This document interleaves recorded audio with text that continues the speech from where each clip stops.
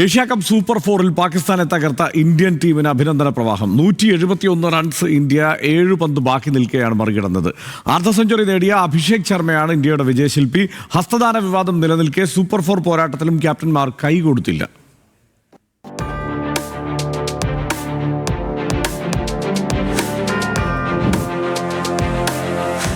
എതിരാളികൾ പാകിസ്ഥാനാണോ? ഇന്ത്യയുടെ ചുണക്കുട്ടികൾക്ക് ഇരട്ടിക്കരുത്താണ്. ഒരിക്കൽ കൂടി പാകിസ്ഥാനെ കണ്ണീരിലാഴ്ത്തി ഇന്ത്യ ദുബായിൽ വിജയക്കൊടി നാട്ടി.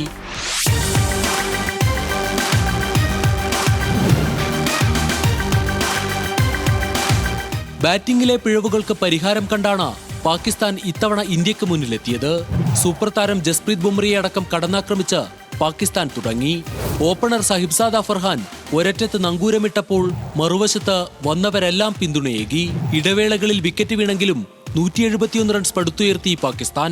ഇന്ത്യക്കെതിരെ ആദ്യം ബാറ്റ് ചെയ്തപ്പോൾ നേടുന്ന ഏറ്റവും ഉയർന്ന 20-20 സ്കോർ.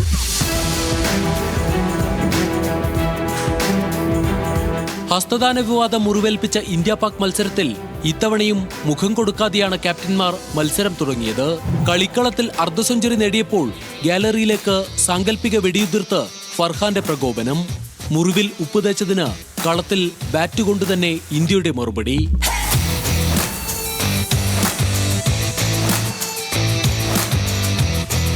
ഷഹീൻ ഷാ അഫ്രീദിയുടെ ആദ്യ പന്ത് അതിർത്തി കടത്തി അഭിഷേക് മുന്നറിയിപ്പ് നൽകി.